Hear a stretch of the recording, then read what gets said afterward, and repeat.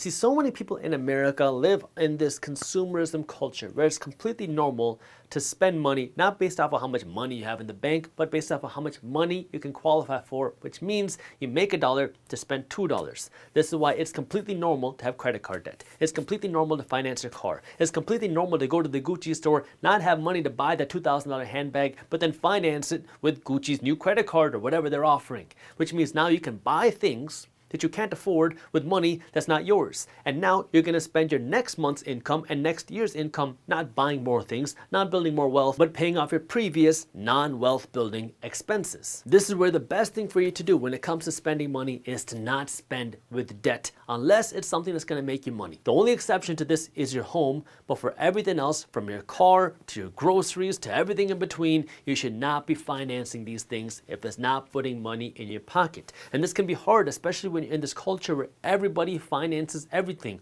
Why pay full price when you can pay it off in installments? Well, when you pay it off in installments, you don't feel the real pain of spending money today, even if it's 0% APR. And most people say, why would I not want to pay 0% APR on my $1,000 phone and pay it off over 18 months because then I can just invest the money today?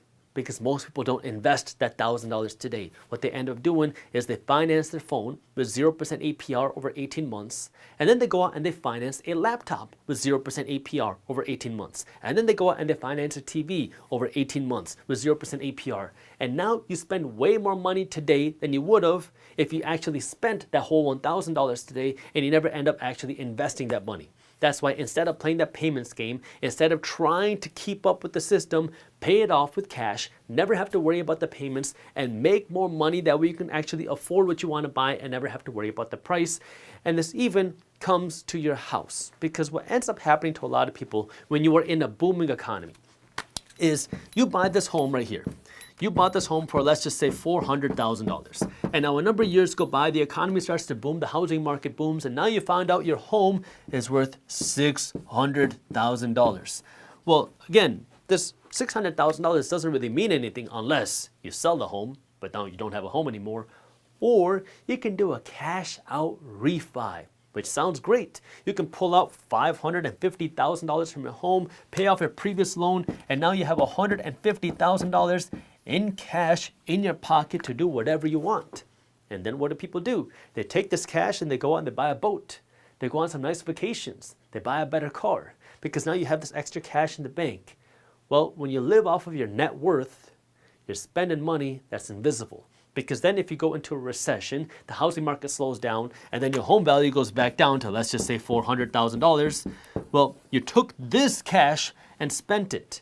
You have to pay this money back plus interest. But the asset that you used to finance it isn't worth as much as you thought. So now you're the one that's left with the debt. You're the one that's left with the payments, and you're the one that's left with all the fancy liabilities that aren't worth as much as you thought.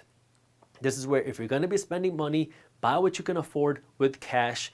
Don't use debt to buy anything unless you're buying it with the purpose to make money. If you're buying something that's going to make you money, now we can talk about using debt strategically. But if you're buying something that's not making you any money, don't use debt unless it's your own home. But even then, make sure you can afford the home that you're living in. That means afford the down payment and afford the monthly payment. That way it's not sacrificing your future wealth. You should still have money to invest, even though that you have this home that you have to pay for. If you enjoyed this short clip from my longer videos, here's another clip that I think you'll love. And while you're at it, if you're interested in learning more about how to start generating passive income, our team put together an amazing guide on how to start generating passive income for free. All you gotta do is click that button right over there. Thank you for watching, and as always, keep hustling.